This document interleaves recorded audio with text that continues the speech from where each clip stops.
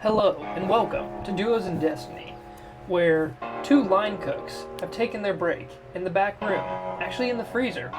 It's kind of cold in here, but we brought in a table and for some reason this set, and we're here to play Dungeons and Dragons in the form of a Spelljammer campaign that we've made up all by ourselves. I'm your Dungeon Master Logan, and I'd like to give a very special shout out to two important people in our lives. Jason Wardell of In the Vast Forest on Spotify and Bandcamp. Check him out, show him your love from us. And Roll for Sketching on Instagram. She has done all of our character art, and she does her own character art and just random art she posts. Absolutely. You haven't seen it? Check it out on Instagram right now.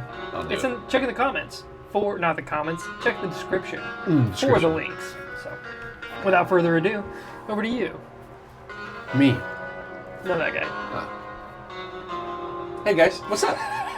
It is Brayden, and we are so thankful for you to come back to us for another beautiful episode of Commander's Log. This, my dear friends, will be episode number 21. 2-1. Carson's gotten into a lot of antics through 21 episodes. Well, 20 so far. This is the 21st, but the antics will continue, I'm sure. Hey, we can't thank you all enough for coming and joining us on this journey. Thank you for liking, subscribing, and sharing. Please continue to do so. We are so grateful for all the love and support so far. So, like Logan had said, check those comments. I did say it. He did say it. Check the comments. Check the description. But also check the comments. We're basically the same hive mind here, if you can't tell. Check the description for any links you might need for the Spotify link, Instagram, Facebook, TikTok, all the fun stuff. You can get us there and follow any of our fun socials. Well, without further ado, that takes us to last time on Commander's Log. Last time. I was going to let you finish it, sorry. It sounded so good. Carson was in his meeting with Tatum, Jim Horner, and from there he was introduced to a very cool machine that I'll leave for you to find if you watched last episode. This cool machine took Carson and Tatum to the king, ultimately, just outside the palace, where the three of them, being Tatum, the king, and Carson, had a very productive and honest meeting, one that a lot of information was spilled. The king learned much more about Carson, and Carson got a very good feel for the king. But it ended with the confirmation that it is time to evacuate, unfortunately, Torvengard. Carson kind of took things into his own hands a little bit and went straight to his folks, to his father and his mother, kind of giving them a little bit of a warning, kind of setting their standards for the upcoming couple days, probably about the panic and havoc that was about to happen, so at least they kind of have a jump start. And then did a little bit of a shopping episode with Brish, got some things ready for the ship, as they will have a very important guest on their next travel, leaving the next evening, I believe. And towards the end of the episode, we had a huge public service announcement from the king himself, telling the public that, hey, we are to evacuate. There's a place, and we will be going there over the next few hundred days, give or take a little bit, a few days in there. But if I do not recall so myself, we are picking up at the end of that public service announcement. And that is where I hand it. We sure are. Back to you, kind sir. Hot off the heels of the king's speech to the people, there is kind of like he thanks the people for all the gathering, and there is this very awkward kind of like, well, what now moment, as you have thousands of people kind of just staring at each other, figuring out what they need to do. There isn't a panic, but there's more of a hurry and get home kind of vibe. Like, after everything kind of sets in, you see the crowd immediately start to thin out. And you and Brish have a bird's eye view of the entire evacuation of this courtyard, of watching people go back about their business in a very different manner than they just approached. So that's where we pick up with you and Brish kind of hanging out far away from everybody else. If there's anything you'd like to take care of this evening.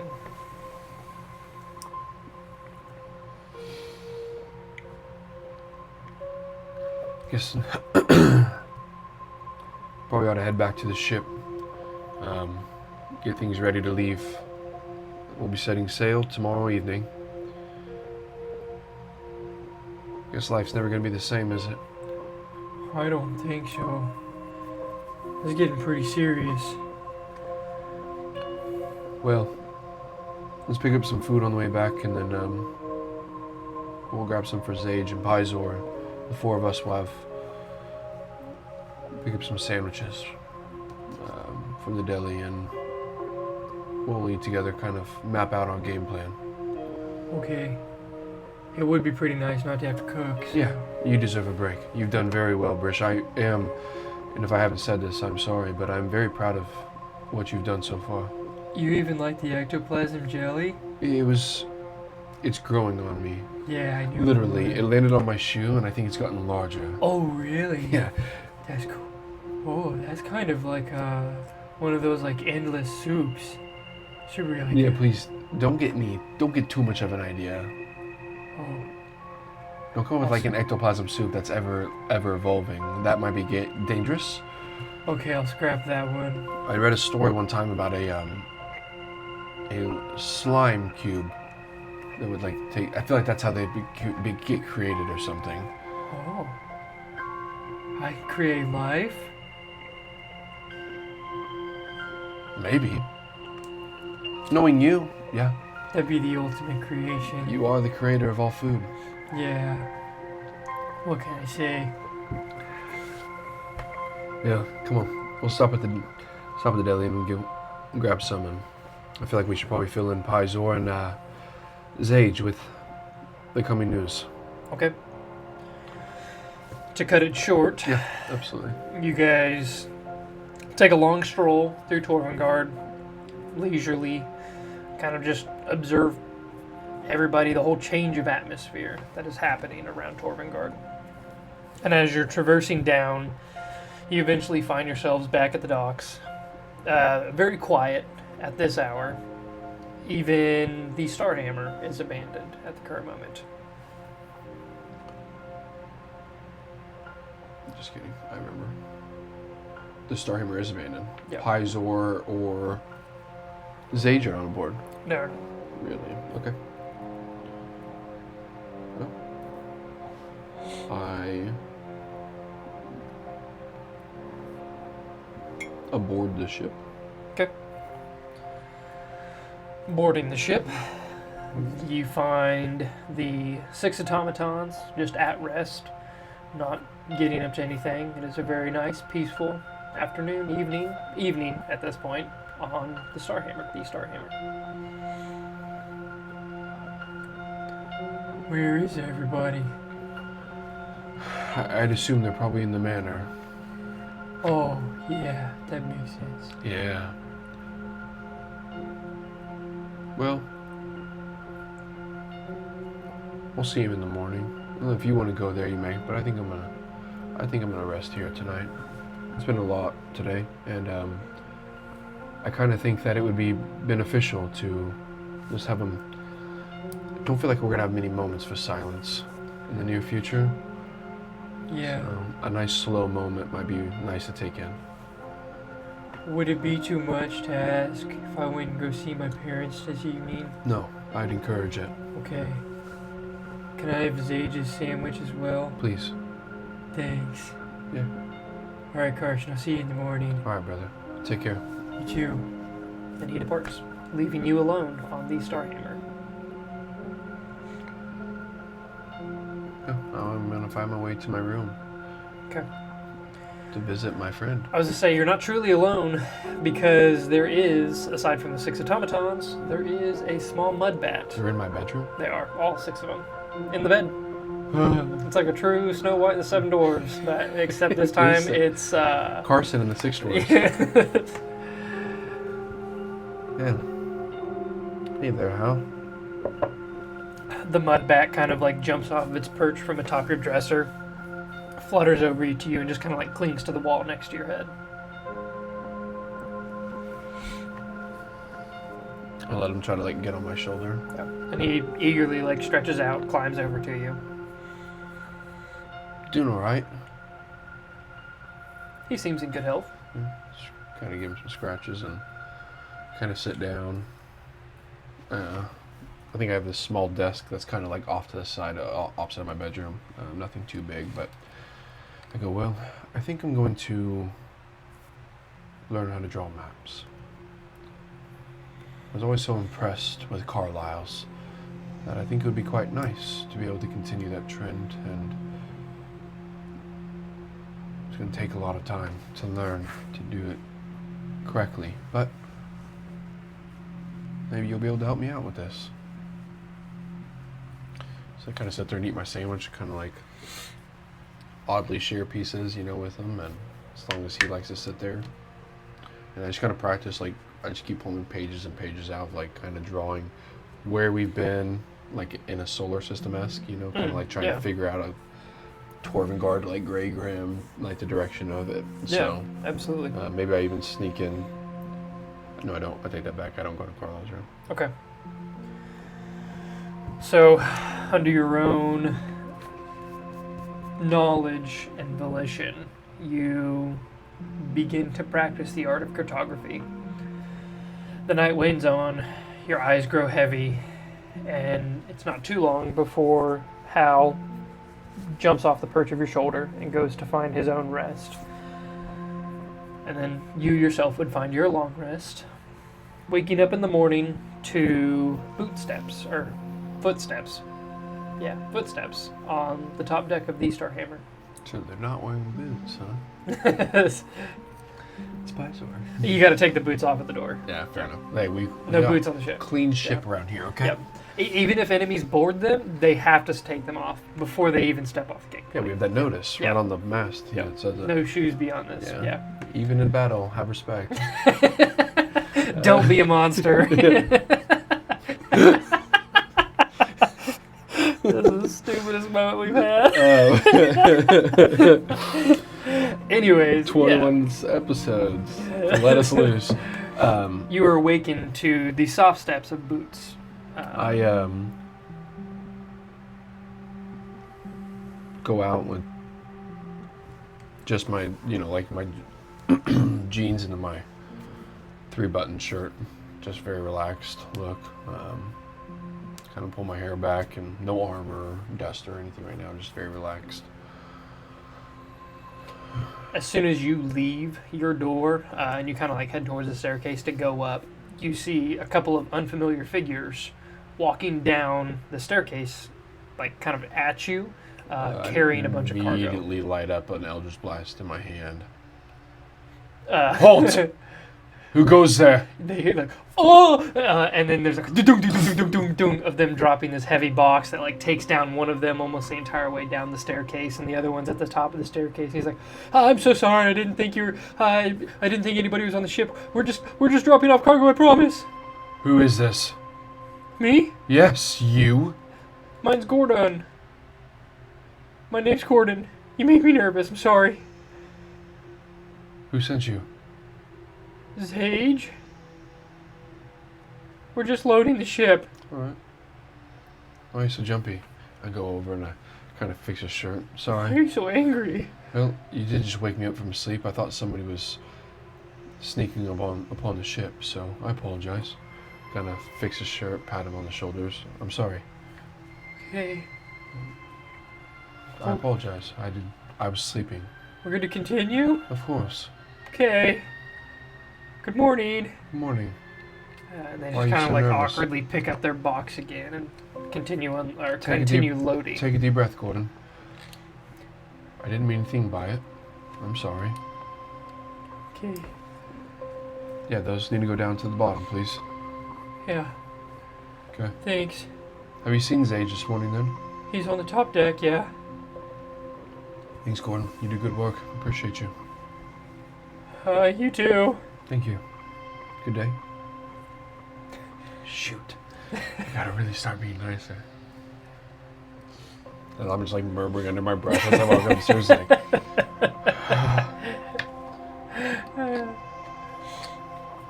So, leaving that first little quick encounter, as you ascend the staircases, you see the ship is abuzz with not just one, but footsteps, whatever, footsteps. As you are waking, you hear more feet clattering onto the deck and shifting, and more people coming down the stairs towards you. And it's pretty quick that you realize that the Starhammer is being fully loaded to its capacity at the current moment. This is a lot of stuff, Zage. Zage is up in the crow's nest and he's ordering people Oh, around. he's up in the crow's nest? Yeah. Oh, yeah, okay. Yeah, so you like, I guess I should preface that by saying, before you fully ascend, you can hear Zage's voice like echoing out across the Starhammer, almost as if he is in the helm room. When you check the door, he's not there.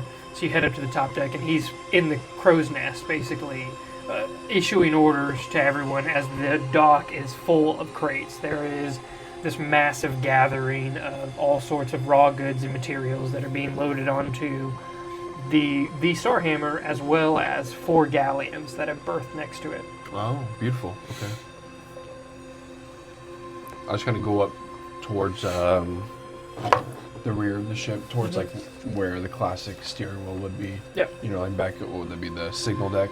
Yep. Yeah. I think technically the fantail deck is the top Yeah, most you are deck. correct. I'd go on top of the fantail deck. Okay. And just kind of watch things and hands behind my back kind of style, you know, like walking around and wait for Zage to notice me. And just kind of watch as things get loaded. Yeah. As soon as you enter onto like the cannon deck, the main deck of the Starhammer, as soon as you're out in the open and you catch Zage's eye, he looks down and he says, "Morning, Carson. Sorry about the noise. I didn't know you were on here. No problem. Well, we've got a full boat. You could say that. That's for sure. Oh, watch out! They're coming through. Oh, sorry. Can you get down here for a second? Oh, 1 second. You mind? Yep, of course." And he kind of like scurries down the mast. Down. Yes. It's Kimani over here. Are you familiar with who will be joining us on our travels? On the Starhammer. Yes. Oh, we have quite a few passengers. Not as many as the galleons. They're fully loaded. We're going to be carrying about 20. Right. Are you familiar with basically who all 20 of those are? I'd be lying to you if I said I did. But almost most of them are from the Artisans College. We also are going to be holding a very esteemed company. Some would say of the utmost and highest ranking.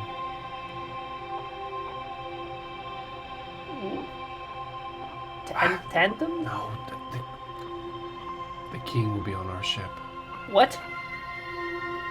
So, we need to have everything in tip-top shape. He wants to set foot down first.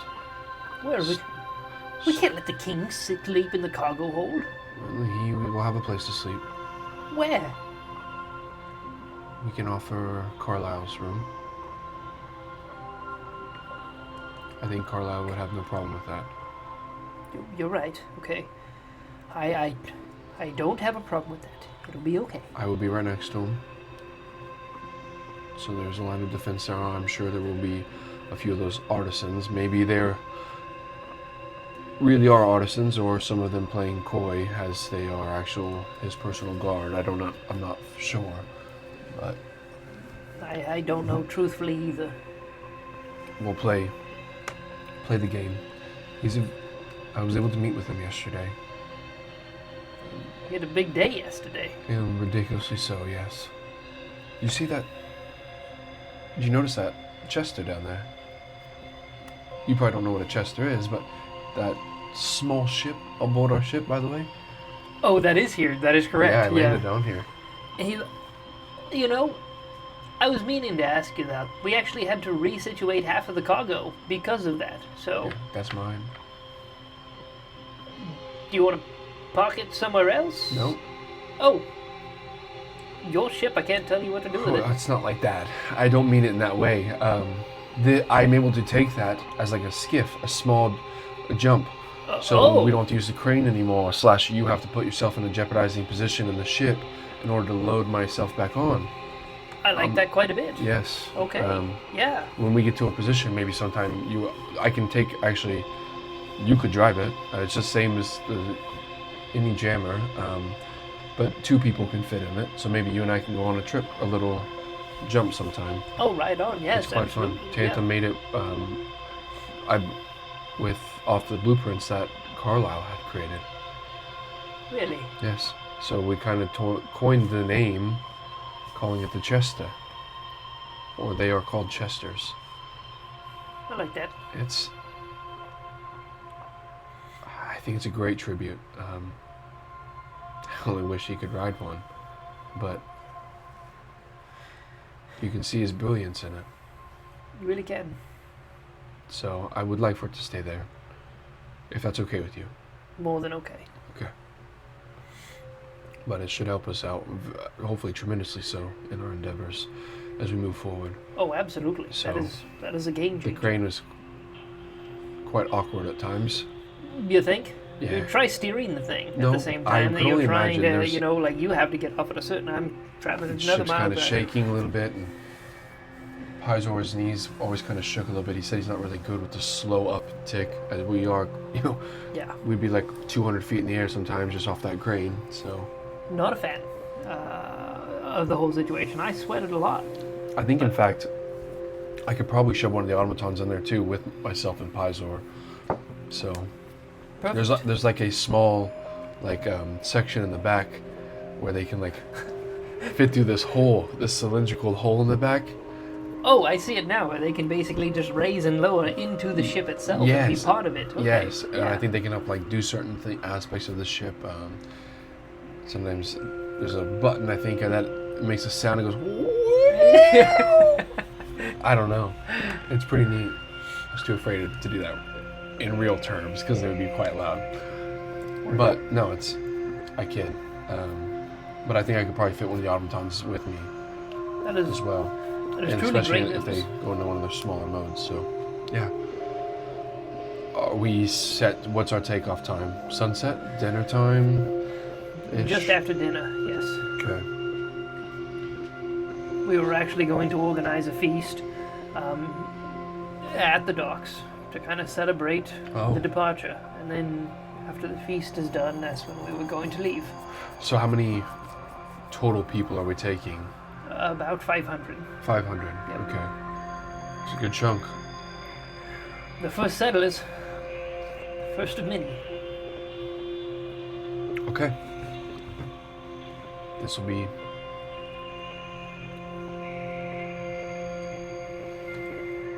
onward. This will be something. It will be. And now we have the king with us. Let's not. doesn't make me That stays so- between you and I, Of course, yes. just in case. I don't. I mean, I'm sure people know, but at the same time, I guess we also have the responsibility of keeping him safe. So. Yeah. Well, I'll prepare the automatons. That's a very smart decision. Have you seen Pizor today? Yes, Okay. he's actually, and he points that way, and you can see Pizor is just helping load one of the ships. Okay, very good. And Richard went to see his folks last night, but I'm sure he's probably back. If not, he'll be back very shortly. I haven't seen Brish yet, Okay. but I'll keep an eye out for him. Okay. Cool. Well, let me know if you need anything. Is I'll there help. anything else I should know?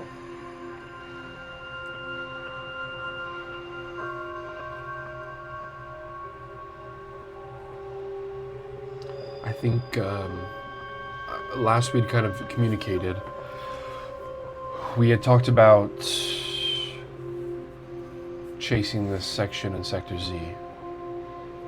Yes. And going further past where we found the Artooks and the Nexus, where this stone temple is that I had mentioned.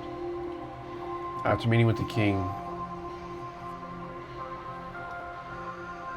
I kind of lean against the railing around the fintail deck and kind of just looking over. I just feel a responsibility to the people. That's good. It is. Very much so. Whereas before, I felt like we were doing right by going out and discovering and searching. Now I feel as if it is important for us to be part of this and be with them, and to make sure that we can protect them along this journey. Because this is no going to be any small endeavor. No, not at all. It's an entire population of sheltered individuals moving to a very, very wild place. Absolutely. And you know, the benefit is the Rawas people are good people, and they are strong, and we have great allies. But according to Tantham's math, it is going to take about 200 days. You know, they're creating a ship called the Ark. It's a new form of basically mass populace travel. It'll drastically make this quicker, or this would take well over a year. That's good. Always good. But I feel the obligation, in a good way, to protect our people, to be there for them in this transition where we go from a life that we knew so well and we loved to a life that is new and scary. Many of these people never left solid ground, let alone been on a ship, let alone been on a new planet. It's a massive transition. It's a lot of new to experience. And with the Niyogi and the Artuk that are out and about, I just feel like, you know, we should be there in case. Protection. Yes. But also just somebody that knows what's going on. Correct. That's the other problem. I mean, we'll probably fill in the Navy. Can I get a takedown? Yeah. If you don't mind. Yep. We'll fill in the Navy, I'm sure. We probably should have some type of briefing about the potential enemies. Now that you say that, that's probably a good idea. Yes. Since we are probably really the only... I mean, I think some people have faced Niyogis, but... Few, yeah. At least they kind of have a little bit of an understanding. The Navy is aware of the Niyogi problem. Right. But... The Artuks. Yeah, that is beaded. And not a day goes by that I don't think of Cognan and him popping up in the most horrible timing. It's honestly been a long time since I even thought about him. And he might not. He may not, and that would be fantastic. And he may be out making allies of his own in the evil sense. And that could very well be the... If he allies with any of them, Niyogi, the Artuk, well, luckily he's not going to ally with the Niyogi, we know that, but... Yeah, but... There's information... I don't know about that. I don't think so, but he wore this symbol that the Niyogi had on their ships. Not true. That symbol was on the Suran ship. Surans. Yep. Thank you. Yeah. You're right. Not that you'd ally with the Niyogi, you are correct, but the Surans, they had the same symbol that he wore around his neck. And if we were to find them, they very well could be elsewhere in space. Yeah. In wild space, I should say. But, okay.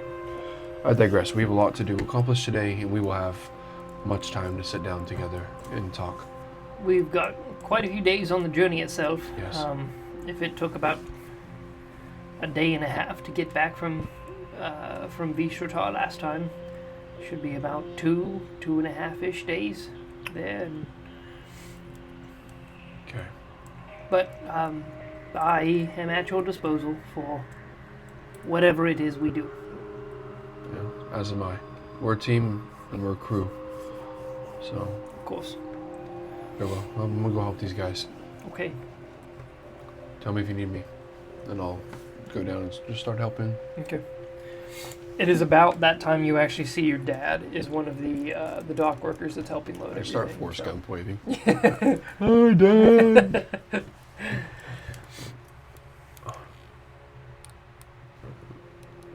Well, one thing, let a weak guy like you carry something so heavy. Well, if it's going to be so weak, why don't you grab the other side? You probably could use some help, couldn't you, old man? I could. All right. I thought I'd be seeing you down here. Well, this is my ship. I don't know if I'm ever going to be able to wrap my head around It felt that. really bad saying that out loud. I just was kind of still pulling your leg, but yeah, me too. It's the truth, right? Like this is your ship, isn't it? Unfortunately. Unfortunately. It only became my ship because of circumstance. Oh, yeah, that's what you mean, unfortunate. Yeah. So, I'd rather not be. No, I But get you. we'll honor it. Yeah. You seem to be doing this great. This is fine. Set it here. Did you guys get a head start on packing? You got a little bit, yeah. I think we'll be back in about 5-ish days. I'd like to take you guys on that next round. So, Of course. Do we need to secure a spot or anything like that? No, you're on my ship. Okay. I wouldn't have that any other way. But I want to get the ground set first. Let the first guys get there, and then I'll make some introductions when we get there. Of course. I actually think that Corvin could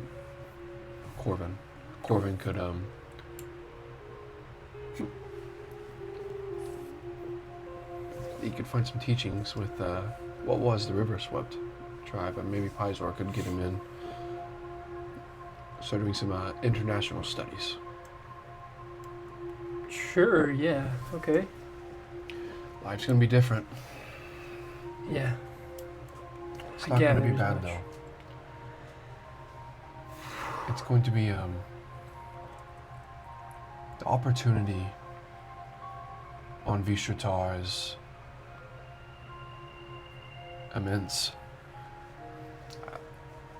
I envision multiple settlements in our future. Different cities, different relationships with the species that are there. More people like Pizor. Not everybody's quite as cool as he is, but not everybody in our city is quite as cool as you are. So, but it'll be a good place. I hope so. Won't all be on top of each other either. I mean, That'll be a welcome change. yeah. I trust in wherever you're leading us. Well, Wherever that is. it's all of us together. It's definitely a group effort, and I'm scared, but I have faith in our people. I didn't a month ago. Takes a man to say he's scared.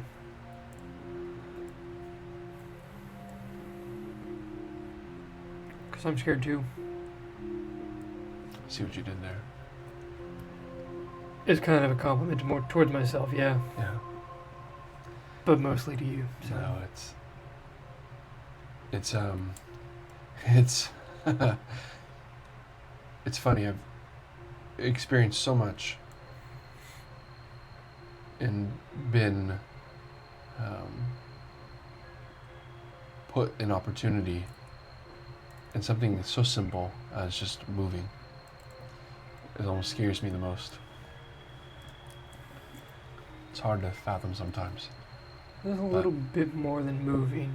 Yeah, we're just leaving everything we know. You know, you can't take the houses, you can't take the restaurants, the bakery, the Generations docks. of Yeah. history and memories. Losing a lot. Yeah. We have a lot to gain. And that's very true. So get everything you can ready.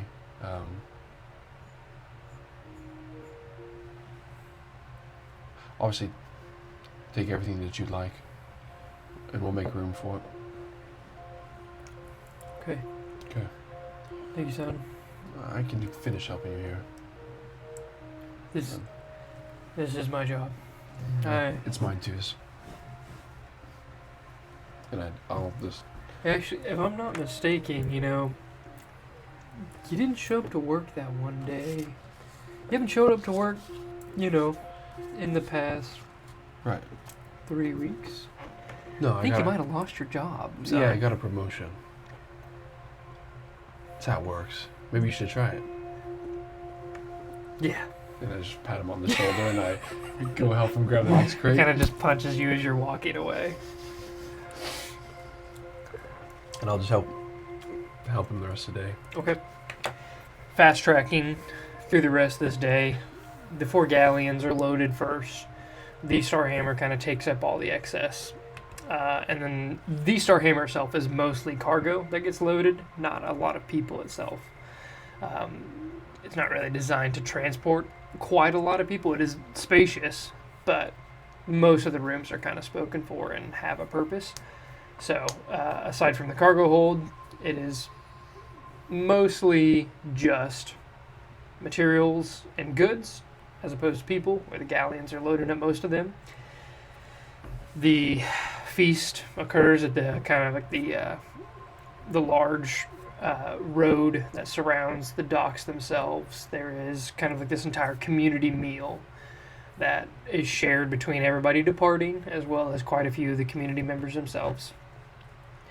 And then, before you know it, you are boarding the Starhammer, ready to depart. As you go to board, you find the king is already on board. He's actually seated in the helm room talking with Tantham. Tantham? Yep. Okay. I staying kind of somewhat at attention and softbound. Good evening, gentlemen. Commander Carson, it is good to see you here. I see the loading of the ships has gone well. Very much so. And I would hopefully be the first to welcome you to Carlisle Colchester's ship, known as the Starhammer. You would not be the first, but I appreciate the sentiment. It is a pleasure to have you It is a pleasure to have you upon our ship. There's no need to be nervous, son. This is just a normal, routine visit.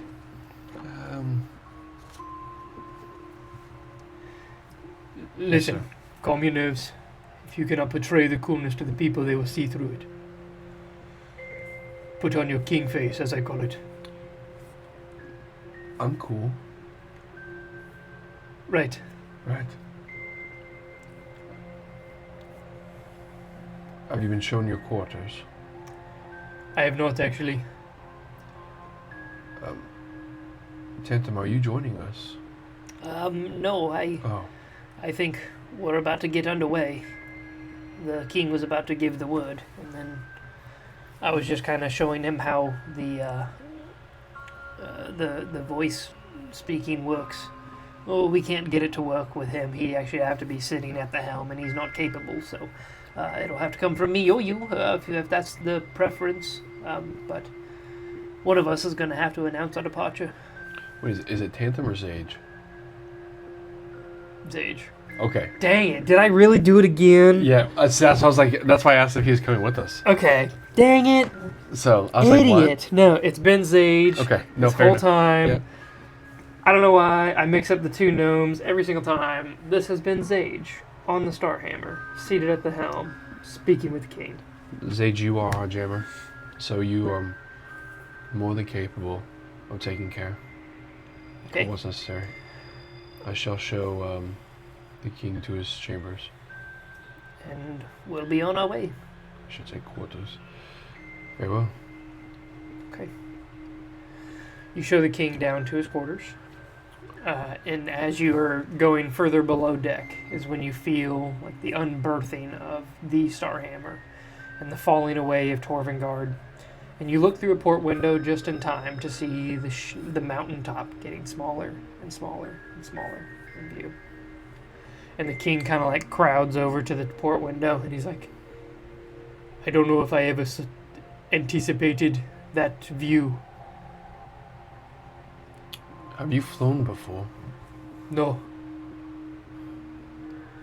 No need, and it's always been considered too much of a risk. That's fair. It can be. But this is worth the risk. It's a necessary risk. This was Carlisle's quarters. So the bed might be a little bit big. But I believe you'll find everything to your liking here. I'm sorry for Carlisle. But I appreciate you allowing me this room. It is more than I needed. It's the least we can do, sir. Open the door and...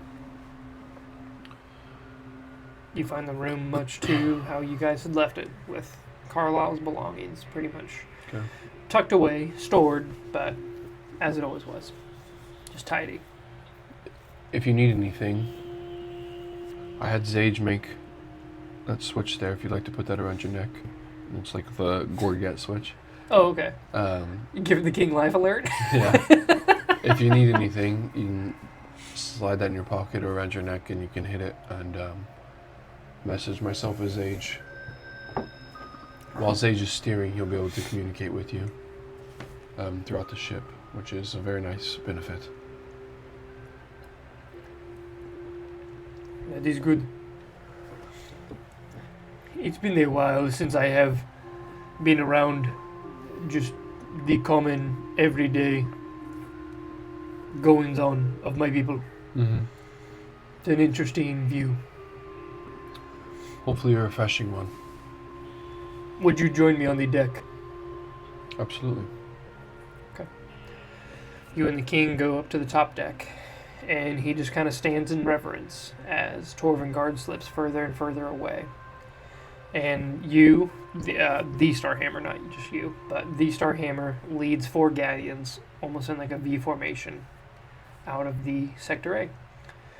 We'll fast track through the actual travel. Okay. And end with you guys just above the atmosphere of Vistrotar. And see, that's why I knew my grandmother was not who she said she was. But it looks like we're close now. You basically come to a quick stop. Floating above the planet, you can kind of see all that is the planet slowly orbiting in front of you. I definitely would get the king up. Yeah. Into the thing. Yeah.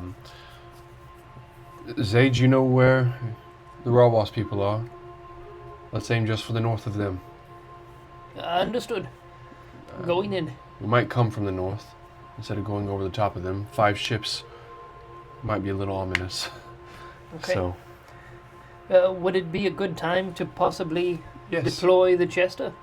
You know what? I think you... Introduce our arrival. Absolutely. Get me a little bit closer and then I will go. Can you send Pizor up to the ship? I think he was down there with Brish eating. Of course. Thank you. He's coming. And then, without any hesitation, is it Pizor that you take with you? Yeah, Okay. absolutely. To go back home. Yep. Yeah. You and Pizor board the Chester, and you float down to the surface of Vistrotar. In the few days that you have been gone, there has been some progress, quite a bit of progress, being made to the settlement just outside of the cavern that the Iron Roots once dwelled within. You see that there is some kind of herd animal that they have started to gather kind of like on the outskirts of this small little town that they have made. There's starting to be cultivation beginning, and like fields beginning to... Can I see a marker? Oh, yeah. Can I show you what I envision? Man, I don't even know if I have any Oh, it's markers okay. sitting over It's here. okay. For once I don't, but I can grab one. These guys are over here. Ow. This is just how I've been, for some reason, this is how I've envisioned it this No, by entire all time. means. Like The visual is good as I cave. continue to describe it. It was like at this angle. Yeah. And then like all of the town has just like kind of like gone over here. And then like for some reason there's like some type of like upper cliff, not cliff, but like kind of like the topography is right over here. And then as you say, I'm like, okay, so now this is like this cave kind of goes down to the ground here, and like now there's like a fence that kind of like melds into the back of that. So now there's like the herd animal here. It's like because like this was like off to the side, kind of like what were the ancient things like the Romans would have something theater starts with an A. Amphitheater. Like that was kind of like an amphitheater just because of the shape of the cavern. Oh yeah. So like that's for where sure. This is kind of where like big meetings have, but it's just on the outside. Town doesn't quite encompass it, but Yeah. But no, that's absolutely. just what I've envisioned I like in my that head. a lot. Yeah. You see that there's been quite a bit of development. Straw huts kind of erected Sweet.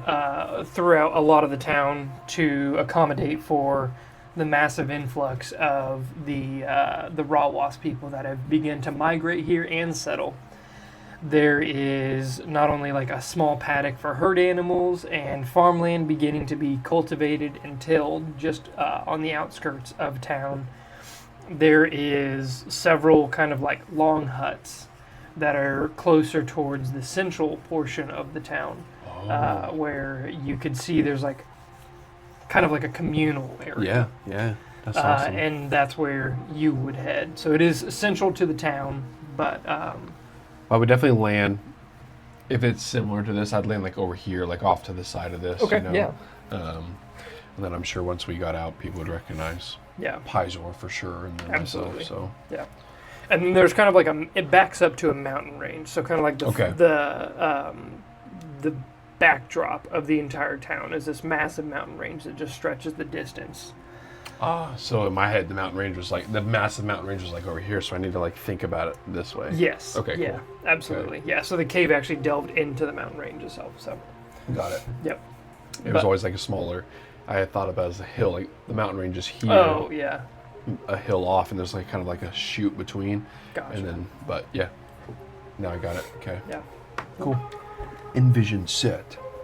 So as you and Pizor take the Chester down to planet level, you stop and you find that the Chester is actually capable of landing on the surface of the planet itself. Like you can park it and stop it here. It does not have to be berthed at a dock. It does not have to be in water or any kind of tethering. It can just land. Right. So the two of you land and disembark from the cockpit, and you journey in towards the central of town. There is quite a stir from your guys' arrival. You see several guards that have been posted, kind of like around the outskirts of town, and there's like a slow patrol that walks. You have caught their attention just from your arrival of the Chester itself, but then also you and Pizor making your return. As you walk towards town, there are quite a few people that kind of like run up to Pizor and just catch up with him for a moment. Like as he's walking, he's telling a little bit about everything, and most of it is, don't worry, everything is going to make a lot more sense in just a little bit. We have to see the chiefs. Where are they? And you guys are pointed towards one of the long huts central to town. And as you walk in, you see a kind of like a small community community hall. Is that the right word? Yeah. Okay. Yeah. Yeah. Like a town hall, like a small town hall kind of forming.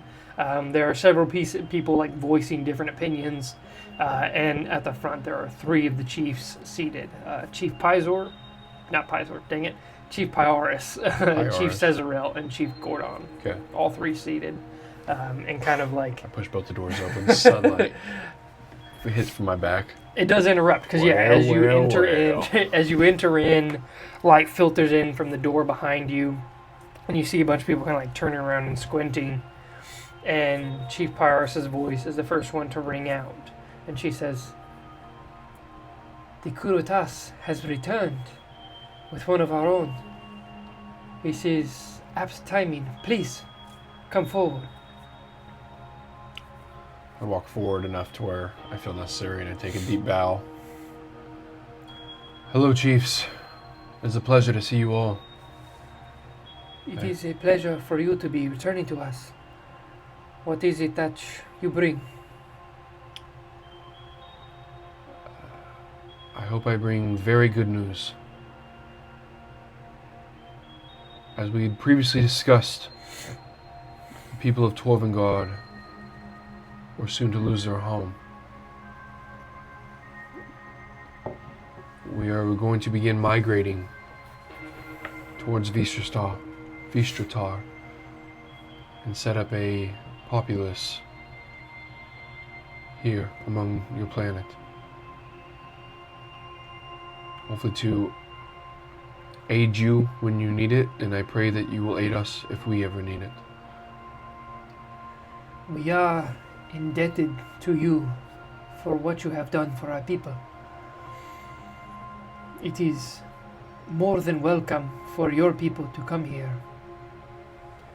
When you say migrate, you mean how many people? Our entire city is coming. About, well, maybe about 10 times the people that you have here now. Easily that number. I would say there's probably close to 1,000 or so. Because there was 1,000 before I left. Yep. Yeah. So So, like, there's probably a handful more. Yeah. So. Yeah. But Just definitely tenfold their population numbers, for sure. 10 times the people you have here. And you want to settle here? Not, I mean, on the planet, yes. Not necessarily in, on top of your settlement by any means. I will gladly and willingly take your suggestions on where you would deem a safe yet reasonable position for our people to create our home. I suppose there are a lot of questions in regards to a new settlement that is arriving. For instance, who is in charge? Is it us? Are we merging our settlements? No, I believe it. You are all a very proud people, and have finally had the opportunity to come back as one and be the Rawwas again, and that should always remain. You are the Rawwas people. We by no means mean to merge our people together or take any type of control. Our people are ruled by a king, a great man, one that leads our people with integrity. We would wish to set up a separate settlement, but to have strong ties between one another. Continue our agreement, maybe set up a trade as such. It is a relief that you say this will be a separate settlement, because we are not equipped to handle that kind of people.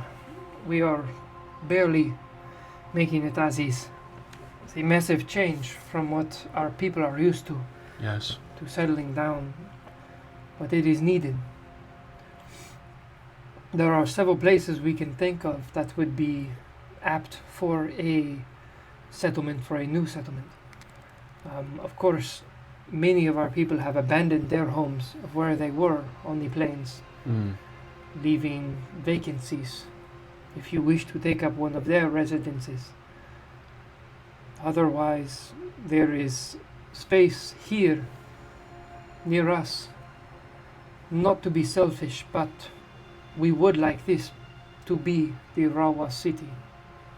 Absolutely.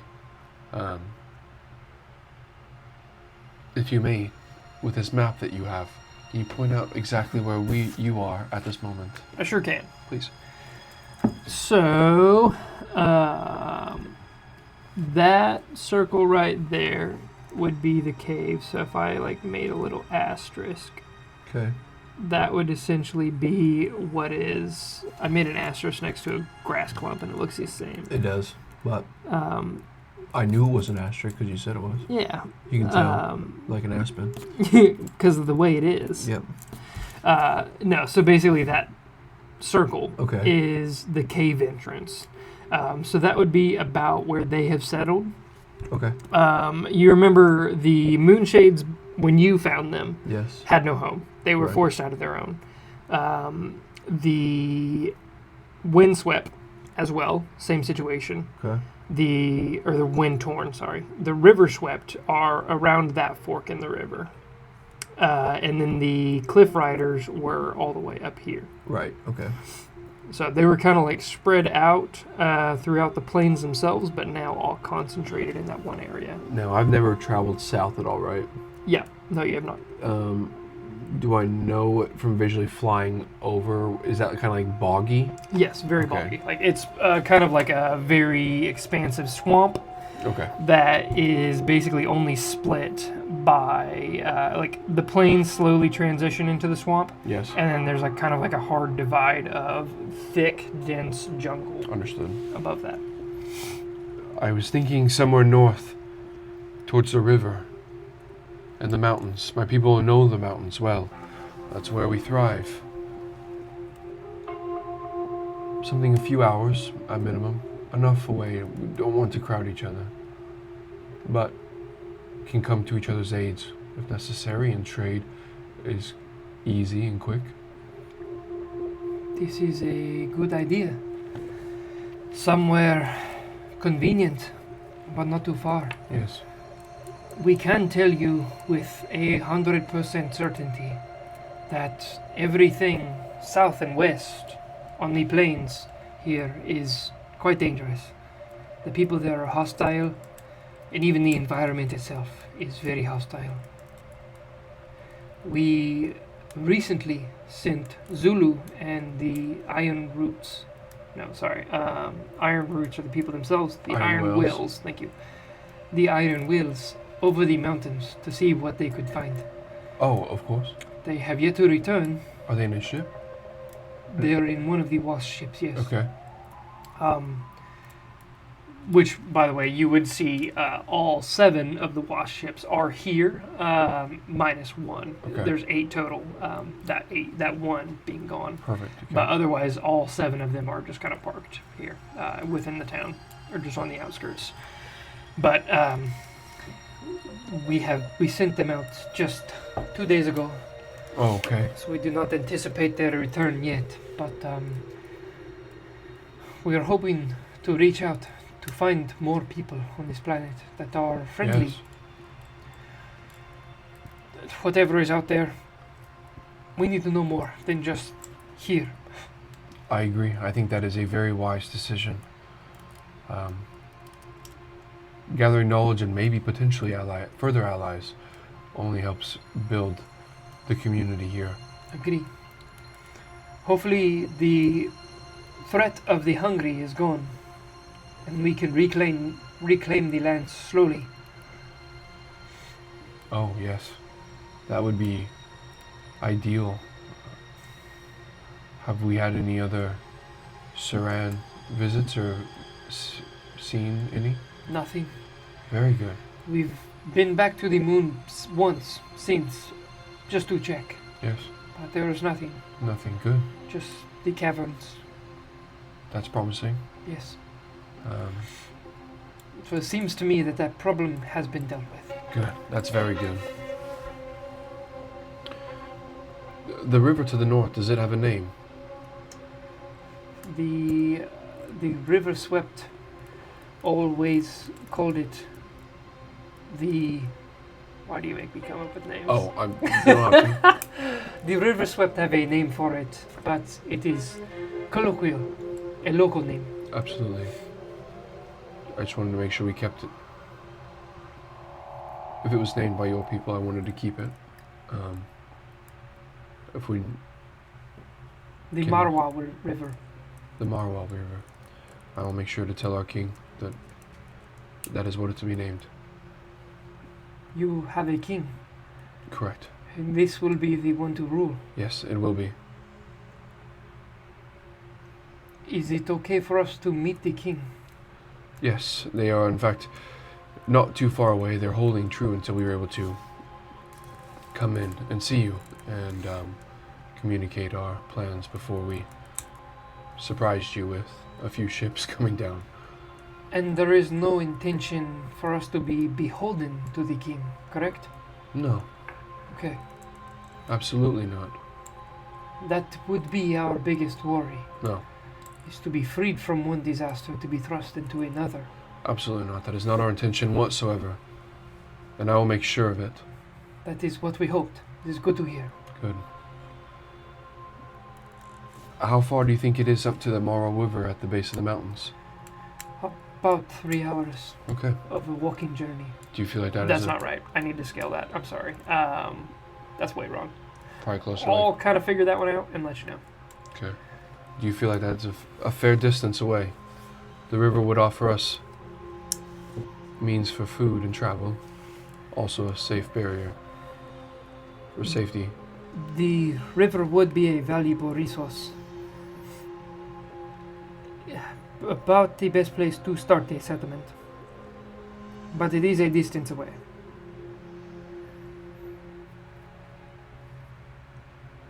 Man, I remember I distinctly had Because we how did far. it when I had to go pick up the windswept. They were close to that, Yeah. but I can't remember. Yes. I cannot remember how far it was. Because you had met. You came down with the Cliff Riders, Yep. and then you'd met the River Swept and the Wind Torn. No, I'd went there, waited a day, and that's when I was like, hey, I'm gonna go look for them because they hadn't shown up yet. So I went back up because they should have been coming down this way. I knew they'd come down. Yes. That's when I found them at nighttime. Okay. And that's when good old Tyther was like, what are you here for? Yeah. Leave me alone. Okay. Yeah, you're correct. Like, leave, kid. And then that next morning woke up, I helped escort them there. Okay. The west, because you had the Cliff Riders who had flown. They didn't show up yet. But I helped I think it was the Windswept who was with them. Okay. So. Gotcha. Yeah, I will. I'll figure out the mileage and how long it would take Okay. as soon as I can, but that'll probably not be in game now because I have to look up some things on like exactly how far and how much it would make sense. The distance traveled. I don't want to just throw a random number at it. Sure. So, But it is quite a journey there, but well, it is a very, very opportunistic place to build. and it should leave plenty of space for our people to not interfere with the day-to-day, but Correct. still offer us a place to close enough to be open with one another in the sense of trading and such. So, very well. I will direct the ships to land there, and then we will. Well, give me a couple of hours, and I will bring the king here to meet with you, if you are okay with that. Of course. Yes. Okay. Pazor, do you want to stay here to? I would very much like that, if Okay. that is okay with you. Yes, absolutely. Okay. I'll find you later. Yes. All right. You'll know where I be. Yes, absolutely. And I'll return to the Chester and then return to the ship. Okay. Returning to the ship, while he is going to the bathroom, I'm going to take that opportunity to scale this thing. And hopefully he makes it quick, and hopefully I make it quick on exactly how to scale it. I remembered I wanted it to take quite a bit of time to have to walk the full distance north to south of the continent.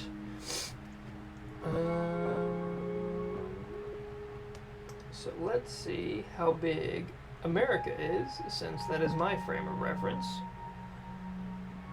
Top to bottom of USA. 1,600 miles. And if you can walk 4 miles per day, that's quite a journey. 1,600, 400 days to walk north to south. Man, that seems like a long time. No, that'd be 400 hours. I don't know. Where you at in your math? I remember I'd scaled it Centigrade. since, America is the center of the universe. Mm-hmm. I had scaled it off of what it would take to walk That's what like we know. north to south of like Of the U.S. yeah, of the U.S. Like Texas to like North Dakota kind of thing. Yeah. Like, because the U.S. is what 2,800 miles across, yes. east to west. So it's probably like 2,000 north to south. 1,600. 1,600. North to south is what it says, and I don't know where those points. At its But close. greatest north to south distance, is Greatest. 1,600 miles, So which you'd is be, fair. if the average person can walk 3 miles an hour, Yep. that's divided. So 1,600 divided by 3 would be 533 miles, or 533 hours. Yep. So that's huge.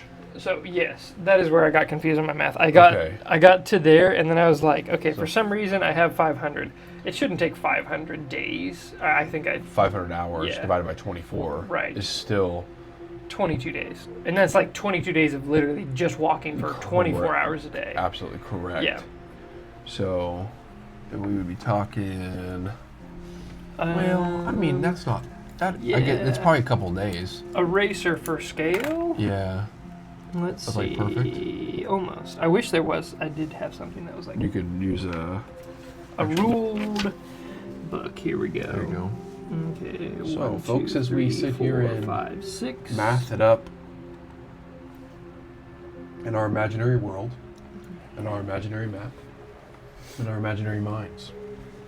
You get to join us in this journey. And sometimes the little details matter. Because we're settling up a settlement. Because it matters how far away they are.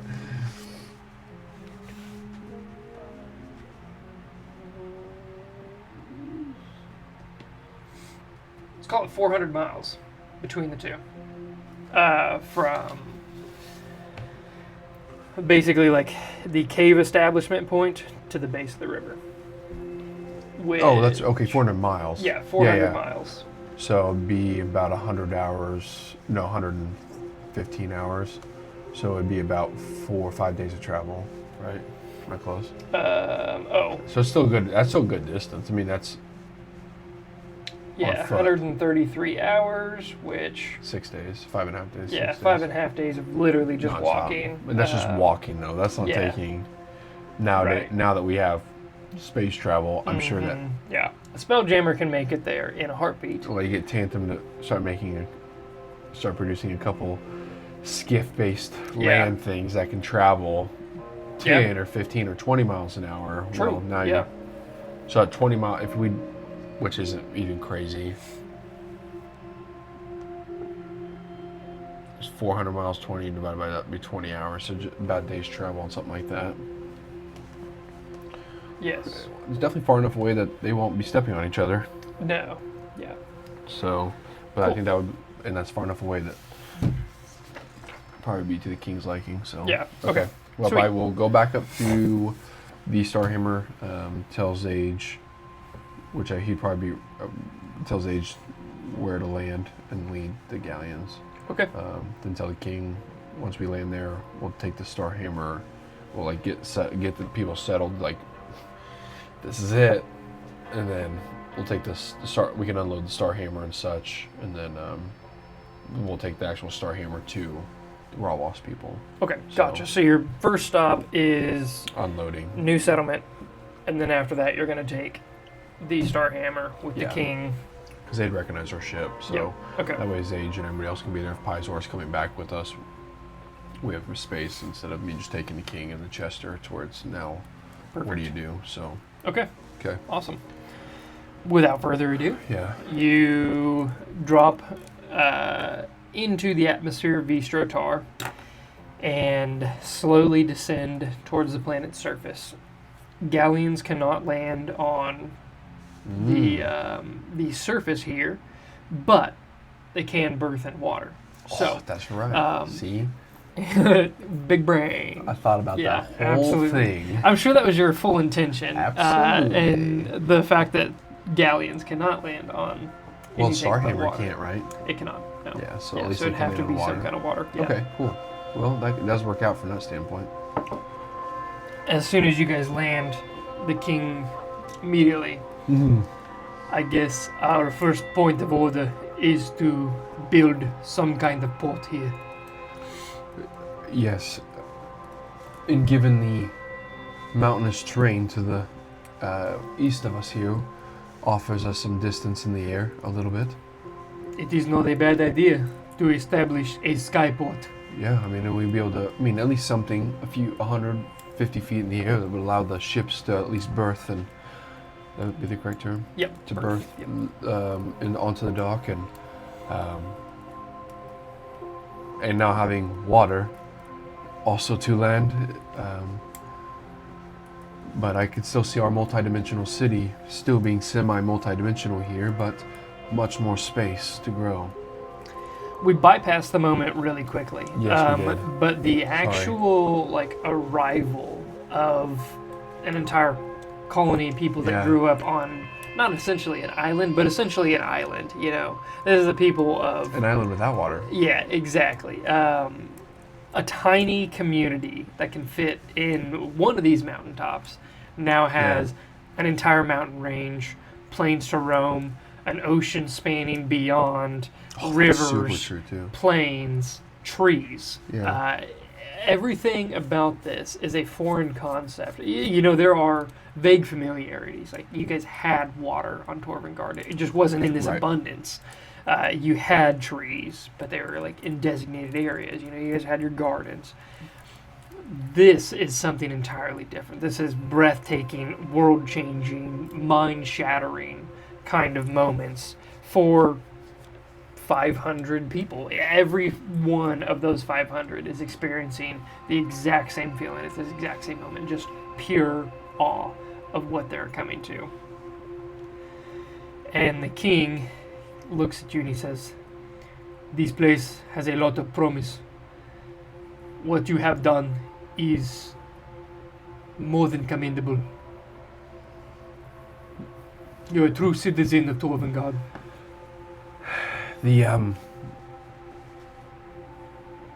This world offers us a lot, and it's going to be a long journey, but I think it'll be worth it.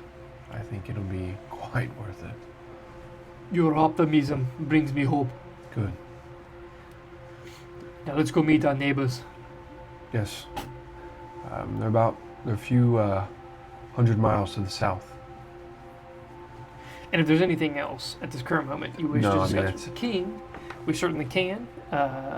Otherwise, When we land, does he like try to go out? Does he go out in the open to like willingly show that he's here, or is he kind of like taking it in, but kind of being in the shadows a little bit to where he's like he's not like made his presence known Yeah. to everybody else aboard the ship. Okay. So he's kind of here on like the down low in a way. Yeah. So, So, no, I would just start. I tell them, let's unload unload our ships that way, and kind of give a little bit of direction. That way, they can start to create something, and then, we'll head that way. I understand I am their king, but these people need direction from someone that knows the planet. And I understand you know it very limitedly. But if you would not mind being that person for them. How would you like me to direct? Welcome them home. They know what they're here to do.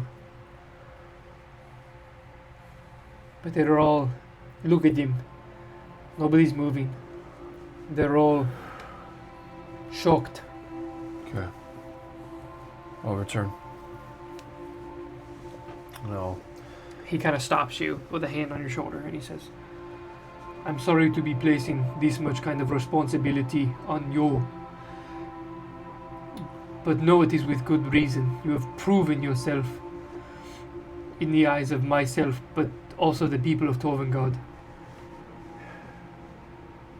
Trust me, I know it wasn't you that put this on me. It was Carlisle. And He kind of chuckles. It was. go down. Excuse me if I may have your attention. Kind of step on up on one of the boxes to try to get big. Everybody, please. Gather around. I know this is a lot to take in. Much more than we could have ever anticipated. I'm sure all of your imaginations ran wild in these last couple of days. This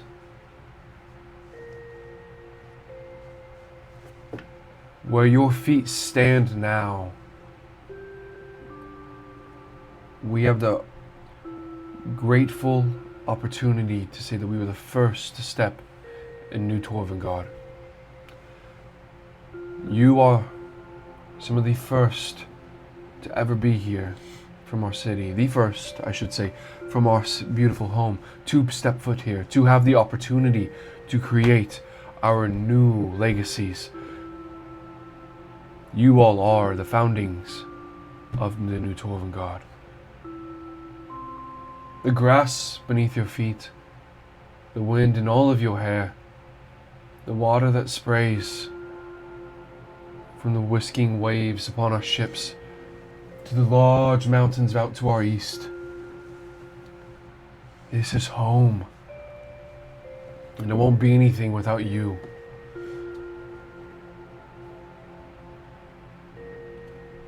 I believe a skyport will do us quite well in our future endeavors.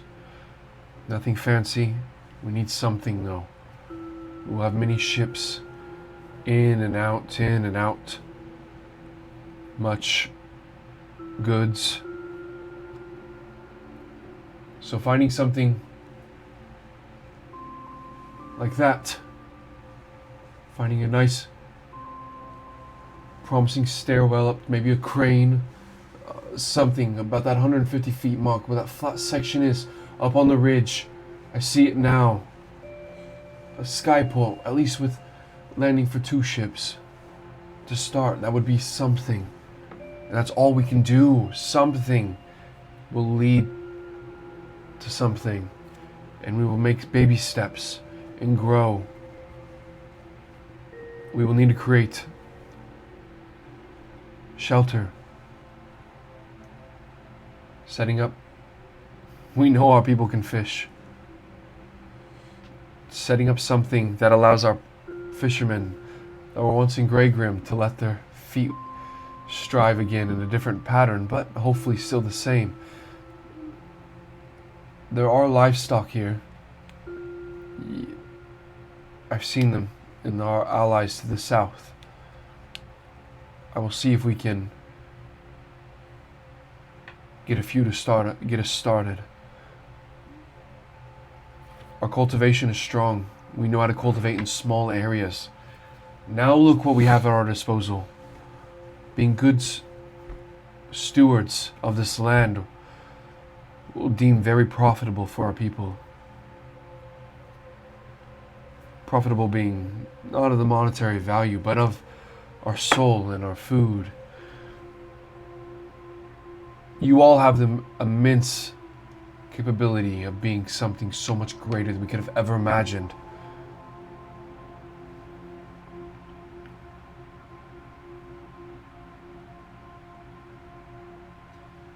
Do I recognize anybody at all? Make a perception check. Perception. First roll of the night. First roll in a while. Not bad. 15, I think it's -1. Yes, it is. 14. 14. As you scan the crowd, you do not recognize anybody.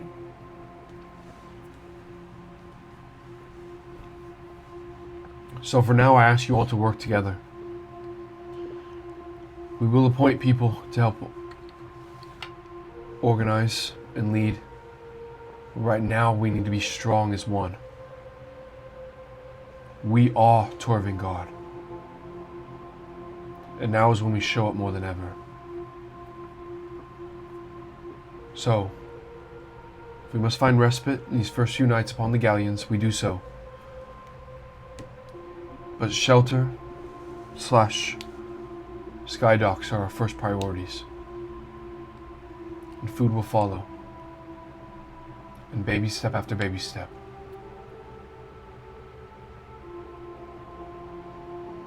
Make a performance or persuasion check. That'll probably both be terrible because that's all 0. Performance is 0. What'd you say? Persuasion? Yep. Persuasion, both 0s. We'll go blue. 10. 10. Not very good. People don't like me. There's this long pause. Who's that guy? Genuinely, like there's kind of like this muttering throughout the crowd. That kind of like it grows from like this soft whisper to like this like discordant talking, like people all like an entire auditorium of people talking at once, and then this one shrill voice pipes out above the entire crowd, and you hear that. Well, you heard the man. Get to it. We've got a lot to build. No way. He's supposed to be making plate armor. Oh no, he totally is. It's his cousin, you dummy. Yeah, he could have had his people back home. Yeah, he's got people on it. I just kind of look at him and I smile, and I kind of just give him a very respectful head nod. And you see him like push past the legs of several individuals and just kind of like nod to you. And then with that, the crowd disperses and goes about unloading and preparing a settlement. Okay. What they came to do. Yeah. I will find my way back to the Starhammer and tell Zage to take us to the Raw Boss people. The king kind of comes up to you and he says, "Do not take it so hard.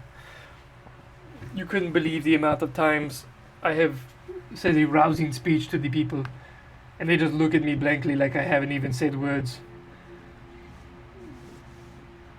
I didn't take it hard. I didn't take offense to it, rather.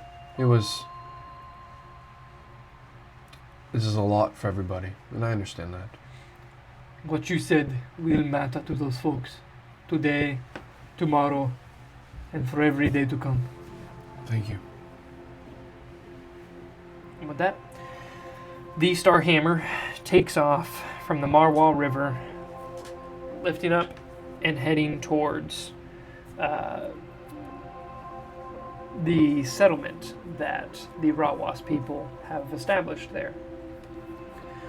As you're kind of coming over it, the king standing on the deck next to you, looking at the settlement itself, and he says,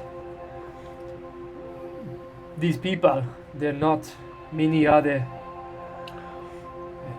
Just over 1,000, I think, strong, and there are still a few still trickling through some of the old settlements.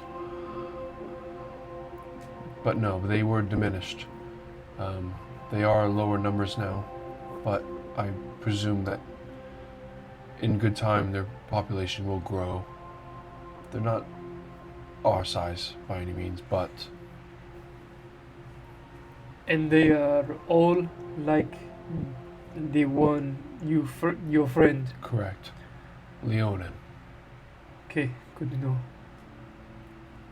So, are you ready for your first Is it? Kingly Alliance meeting? I have to confide in you because I have nobody else. That feels great, thank you. As in, no one else would even understand the situation I we are in. understand. Making light of it. I'm very nervous to go forth. But just as nervous as I am excited and fueled with energy to help our people succeed. I think that is all well emotion. They'll be excited to meet you. Then there's nothing more than to get it over with. I can start. After Once your you lead. take him. So I will lead him back to the, what do you call it, community hall or a town hall? Yeah. Whichever one. Yeah, whichever so one. It's kind of mean the same thing. As you guys are walking, he makes the comment to you. I'm stopping to one. He's a dwarf, right? Yep. So people, I guess, also... Yeah. Yeah. Okay. Everybody's Yeah. kind of like looking at the half pint walking around. Which, I mean, like some of the lion folk, they vary in sizes, yeah, right. so like several of them are probably around that size as well. But, Okay. Yeah. Because I can remember it was the iron roots that were smaller. The iron roots were pretty stout, yeah. Yeah. Yeah. And And then when the cliff riders were really short. short. That's right, okay. Yeah. The Cliff Riders are probably closer to like the 4-foot range. Okay, so closer to dwarf size. Absolutely. Yeah. Very well. He makes the comment to you as you guys are walking, and he says, "Sometimes I'm starting to wonder if Commander is an apt title for you, if it is enough to describe everything you do." Well, unless you can think of something much better, there's not a whole lot of commanders. I feel like it fits fine. I feel like I'm starting to earn it. Starting to. That's an understatement. And then you guys arrive. Are you ready? He takes a deep breath. Ready. You guys push your way into the long hall. As you enter in, the 3 chiefs are sitting alone. There is no longer like a town hall kind of meeting. They're expecting your arrival. And they sit 2 chairs waiting. And as you guys take your seat, Chief Pyrus says, "It is a pleasure to see you again, Carson. Kurutas. Kurutas. This must be your..." Sorry, that was so subliminal. That's so funny. "This must be your king. This is... It is a great honor to meet you. I am Chief Pyrus. This is Chief Cesarel and Chief Godon of the Rawas people. And I am King Hafegimrodjaw of the Torvengard people. We are humbled here to be coming to your planet and being able to call ourselves a new home. I would like to be the first to establish friendly relationships with you as we both start our settlements." And I think I want to cut the conversations there to just kind of cut out the diplomatic between Logan talking to himself for the next 10 minutes. Yeah, I can get up. So we can switch seats. Yeah, could we? Yeah. Is there anything in that meeting that you think would be pertinent information that you would input? No, other than I would, if I had the opportunity, the only thing I would ever, like, I would just keep embedding the fact that, like, we are allies. Mm-hmm. You know, like, we are here to help you just as much as you are to help us. Okay. And towards the end of the conversation, I would ask to take a couple of livestock or to guide us in a place where we can start to create a herd for ourselves, because food will be important, as well as, you know, other dairy products or whatever, if it's something of that sort. That'd be kind of my 2 cents in that situation. But I would gladly give the king, he needs that moment to create that connection more than I do. So okay. On top of that, the king does ask for allies / warriors to return to Torvengard to bolster the evacuation. Essentially, like, the people that have been taken away from the defensive lines, they would like to fill those positions if they have any warriors willing and available. And there's an agreement struck, and the Star Hammer, as well as the Galleons, will be returning with several dozen, let's call it like 50-ish warriors to kind of help offset what is being taken to Vistrotar during the evacuation. Okay. Other than that, they establish that they are going to create frequent trade routes.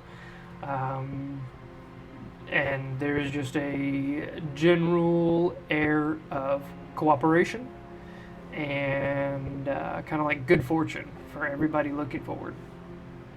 Cool. Okay. At the end of the conversation, after everything goes well, you guys are able to load up the Star Hammer with several, basically in good faith trades for livestock, goods, and general raw materials that you would only be able to find here on Vistrotar, as opposed to what you would find on Torvengard. Okay. Yep. And from there is where we progress into the actual evacuation. Okay. After returning and handling any business that you would need to back at New Torvengard, is there anything? Oh, in New Torvengard? Yep. No. Okay. Then from there, you and the king, along with the Starhammer and the 4 galleons, take their trip, and the lion folk that have agreed to come upon as warriors, take their trip back to Torvengard. A slightly longer trip this time as the planet is slowly getting further and further away. You guys had only spent a few hours on Torvengard. Or sorry, not Torvengard, on Vistrotar before you departed. Quick, uninterrupted jaunt back to Torvengard, and you guys are there. Did Pizor come back with me? Yes. Okay. Yeah, I was Pizor. curious. Yeah, sorry. When you guys left, Makes perfect sense. I just wanted to yeah. verify. yeah, he Okay. stays with you as soon as you left from the Rawa city Okay. itself. So, yeah, he is with you. Okay. So, you guys are back on Torvengard, and if you are committing to the helping of the evacuation, we'll just go ahead and fast track everything through there. Right before we land back Yep. on Torvengard, I pull the king aside. So I can imagine as we're pulling back into Torvengard, we're probably both up towards like the frontal deck. Yeah, like, he definitely watching watches. it in. Yeah. And I go, and I just say, and I look at, sorry, so many thoughts in my head. I look towards the chief, or the king, and I say, King Imildra, I have one question. Of course. And I will do whatever you ask. Do you ask me to be a part of this evacuation for the people? I cannot ask you of anything. You are your own man. We are free people here on Torvengard. But I could suggest to you that it would make all of the difference for everyone. For the people to see the Starhammer journeying with them there and back, escorting us a beacon of safety and a beacon of hope. I think, from my standpoint as the king, it would make all of the morale difference for everybody leaving here, Torvengard, to Vistrotar. Understood. And it will be done then. Follow-up question to that. We need an active leader. At New Torvengard is what we're kind of coined it. Whatever that decision is going to be. But there needs to be an active leadership there. Whether it's a group of people, an individual, a few, something. What would be your suggestion? Because my initial key thought would either be yourself, of course, or Tantum. And if Tantum is currently working on the Ark, and I imagine that you'll stay here, as it seems to be your intentions to be here to the end. I felt it important I stay with the majority of the people. I- Once we have the majority on New Torvengard, I will join them. Okay. But until we are at that point, I will stay here. I have several advisors I will trust. I could send at least 3 of them with you on the next journey. I think that would be very beneficial Of course, to have some type of leadership there to make decisions in your absence until. the people we sent were kind of aware of the situation, Sure. but we did tell them we would be coming with more people, more supplies, more responsibilities. Right. So the sooner that happens, the better. No, I imagine that we'll be able to spend rest this evening. We'll load up and hopefully leave again tomorrow evening. And Yes. we'll be back en route. And if you need anything at any time, do not hesitate to come find me. Absolutely. Absolutely. Thank Okay. you for everything you've done, Commander. Thank you for trusting me. I don't think I had a choice. I guess you might be right in that. So hold on, it gets a little bumpy here. And upon returning to Torvengard, the atmosphere of Torvengard has... What's the face for? We just buried Carlisle on this planet, quote-unquote, Torvengard. And we're running away from it because it's about to be absorbed by Artux. Oh, no. An entire history and generations. Oh, no, we're going to dig him up. Oh, dang. There's a choice. Absolutely. Yeah. A morbid one. No, it's not. I'm not letting the Artux just absorb this man's... And just take... No way. Just let him have him. No. He's mine. He's mine. It feels so bad. Oh my god. Okay. No, I definitely see that, yeah. That's super funny. Okay. Yep, so we land and I will just give the direction of, hey, it's go time now, so Yeah. we're turning and burning. The atmosphere of Torvengard is very tense. I'd imagine. It's not panicked. From what you can tell, you probably missed the panic. But there is a sense of purpose, and as if an entire people have aligned themselves with one goal. So whenever you guys land or berth at the docks, your welcome is arrived by hundreds and hundreds of people ready and willing to do their part and whatever it takes to get on to the next journey. When you do arrive as well, there are 10 galleons ready. And you see there's like one large section of the dock that's blocked off, like a massive section of the dock that is completely blocked off and is basically just a construction zone at the current moment. The Ark. The Ark. It's a gigantic sign and banner that just says The Ark. It's just like roped off with like a massive curtain. 600 feet by 400 feet. Just one huge tarp. That's funny. Okay. I would definitely just seek out my folks. Yep. I'd get them in. I'd put my folks in Carlisle's room. Okay. And your brother is absolutely beside himself the entire time. I don't know how much we could keep probably role-playing the same exact situation over and over and over. But for sake of ease, during this travel, if I may be, Go ahead. I just absolutely spend as much, like all the time I can with my family, showing them everything, that you can see when we leave, and show them all the cool things about the ship, but at the same time spending a lot of time up on the top and like looking at the stars and watching us go through and making sure they're always in the right place at the right time, like as we approach Visratar and as we were leaving, things like that nature. Yeah. Introduce them to Hal, my bat. Sure, they're like, that's weird. No, they actually find it very cool. Like the mud bats on Torvengard are a very rare sight, and almost like a legend at this point. So to have one, it's kind of like going to a zoo that does not have an animal in your zoo, and so you go to a whole different city just to go see this one animal. It's like, it's kind of like that moment. Sure. Yeah. Okay. But this is like a hands-on zoo. Yeah. True. Yeah. So.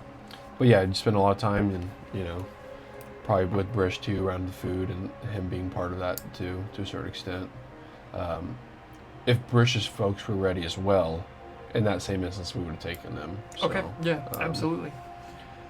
And I would like to make a point that with the advisors, I would like to tell them that my father would be a good opportunity to put in a position of leadership when they get there. Okay. So. Yeah, absolutely. One of the advisors that joins you is the same one that you had met in the King's Chamber. I would seek her out then. Pierce Amethyst. Yep. Yeah. I would just let her know that Tobias Hallebrand is a stand-up man who's worked for the docks for a very long time. Kind of in a semi-leadership role. Even if I fibbed it, I fib it. But I think he would be very good to put in some type of leadership role of, like, even if it's on the constructing the docks and ask. So. Your recommendation comes with great weight. I'm gonna take this into I didn't consideration. think about that and be the commander's recommendation. It would be, yeah. That'd be sick. Not just any commander. Commander of the Starhammer. And founder of Vistrotar. And at this current moment, famed escort. Yeah, true. I'm just. Maybe escort's not the title you're searching, No, searching for. not but, quite. hey, you can be an escort if you want. I prefer famed Uber. Yeah, but, yeah. Yeah. There we go. What's a really nice one? Uber X or Uber Black, whatever the nice, like when you get like the nice big vehicle. Yeah. That's the Starhammer. It's the Suburban. The minivan of the Starfleet. Yeah. So yeah. Yeah. Okay. It is a 7-day round trip journey on the very first trip that you take with your family. So like 7 days there and back. You drop them off. 7 days there and back. Sorry, 7 days total. Oh, okay. There and back. Yeah. Okay. Yeah. I was like, dang. No. Okay. It is, as you guys land, you can see where they're already starting to get the construction of the sky docks. There's kind of like this stone staircase leading up all the way up the mountain. It is a hefty climb at the current moment, but Sure. they're currently excavating out part of the mountain, as well as forming the sky docks themselves. They have a couple cargo nets stretched between a couple places where they can actually berth some of the ships that cannot land anywhere else. The ports are also there's a small dock that is getting built at the in the water as well, and there's quite a few structures being built around New Torvengard when you arrive. Next time I return, so I don't forget, Yep. I would tell Tantum he needs to construct some small skiffs that are almost like a barge. I mean, maybe something that's 10 to 15 feet long by 8 feet wide. It takes one person to steer, but can transport product back and forth. Yeah. Okay. Just for even just a couple, 2 to 5. Mm-hmm. Nothing crazy, hopefully, but that he can also build in tandem with the Ark. But that way they can either use them to move around product in New Torvengard / using them to go back and forth between, which I know that'll probably take some time because it's a whole new schematic, but just to start creating one between that and Rawas. So a wagon, some kind of, but yes. scaled up and pilotable, Right. capable to handle the frontier. Yes, and it's meant to carry heavy weight, so it doesn't need to move extremely quick. Not as quick as what the Chesters are capable of doing, but somewhere in that 50% speed, that 10 to 15 miles an hour, would greatly help with the moving of all of the product on. There's a lot more space on Vistrotar. So, I'll put that on the list of construction. okay, And he just writes Wagoneer. good. Without further ado, we kind of push through the rest of the evacuation here. So the first round trip journey, 7 days, and you guys are able to move. Oh man, I did the math somewhere. Did you add another? Did you add 6 galleons, or did you add 10 more galleons? I added 10 more galleons. So we had there's 14? Yeah, there's 14 total galleons, each moving about 70 people at the moment. So if I did the quick math there, 14 times 70. That's a whatever lot. that'd be. 980. So it's pretty much 1,000 people are able to be moved each time. Okay. So with the first 7 days round trip taken care of, moving 1,000 people. The next one, 10 days round trip. After that, 14 days round trip. Then 19 days round trip. And it just keeps exponentially getting longer and longer as Vistrotar is getting further and further away. By the time you've moved about 4,000 people, it's been about 36 days. And that is when on your final return of that 19-day trip, there is a finished and completed Ark ready to be transporting the first crew, not necessarily crew, but cargo of people. First group of people. Yeah, first group of people to Vistrotar.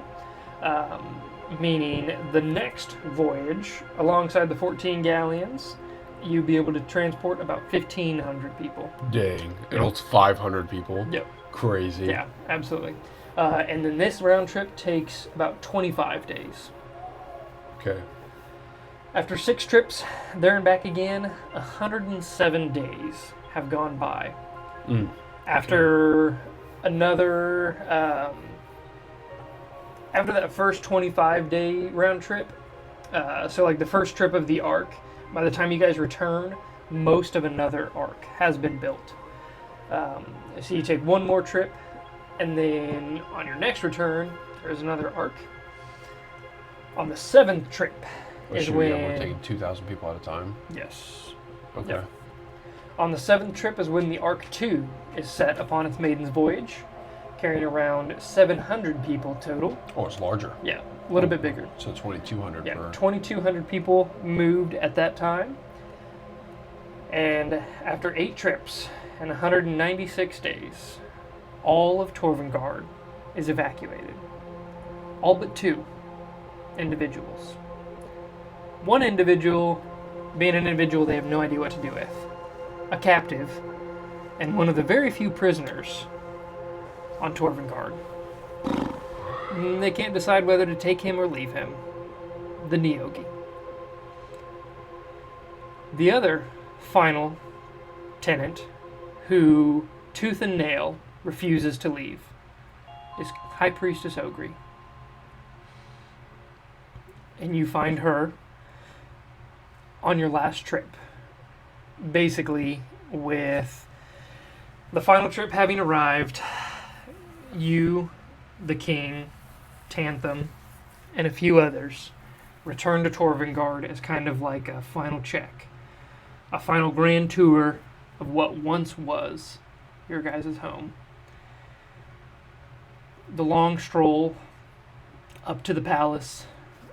You guys finally find Ogre just seated, alone, in the Temple of Venus. I sit down in one of the pews. And if she's sitting in one, then I would sit near her. Hello, Carson. Hello. I would, I'd assume this is where you make the choice to stay, just as Dimaga stayed. The choice is not here yet, but I cannot leave this place. Themis holds you here. In a way, yes. I am tied here as the High Priestess until he is released. And once he is released, I will fall to dust. It is the final prophecy I was meaning to give to you. The prophecy I refused to give to you for fear of my own mortality. But watching everything you have accomplished, I have come to accept my fate. As the people of Torvengard have moved on to a new home, it is time I move on. We must free Themis, break him from the chains that bind him. He's here, sealed within our city, and his release will destroy it. What? That is why I would not tell you my prophecy. My prophecy is a doomsday prophecy. What binds him here and shackles him holds all of Torvengard together. The magic that has sustained us as a population and allowed us to grow to our full potential is bound here because of him. He's here. What do you mean Themis is here? Shackled within the entire structure of Torvengard. He's under the rock. Something like that. We were here this whole time. It is more like he is unreachable. Deep within the fires of creation, which you would know is just beneath the actual temple, like the where you would go to worship Themis and hold ceremony. There is a very large forge beneath that is called the Forges of Creation, and it is where it has always been on Torvengard since the founding, since all of recollected knowledge. It has been here. Nobody knows why or where it came from. Same with Torvengard. Nobody knows why or where it came from. But it has been here the entire time, feeding the creativity and the forward progress of Torvengard. That's... It is time, Carson. Everything you've worked for.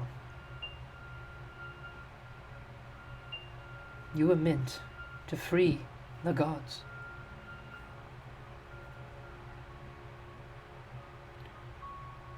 That just seems so impossible. Of course it does. Am I still meant to seek out the stone temple? You are. And I advise you seek out the stone temple before we free him.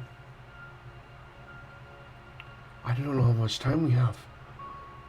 The Artooks, the last time I checked, Ori, they are seemingly getting quite close. We do not have much time. But time enough. You held this information from me. Who was I to tell? Did I fail? No. This is a perfect success, Carson. It doesn't feel... You have saved Torvengard, and soon you will save Themis himself. This is the true reason he chose you. To free him. Okay.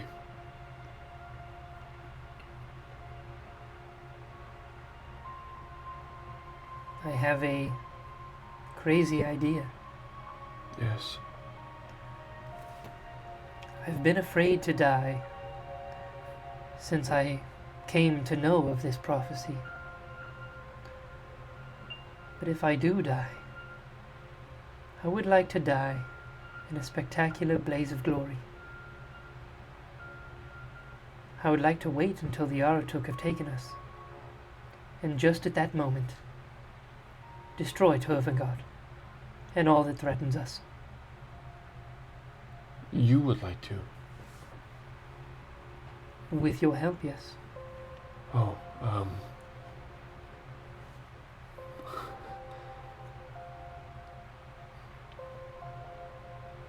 I didn't take you for a martyr, but...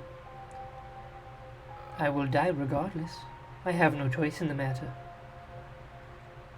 The only choice I have is win. And that is your control, isn't it? It is. I will do everything I can to help you. Themis has told me the answers on how to free him lie within that stone temple. It is why he sent you there. Sent us that vision.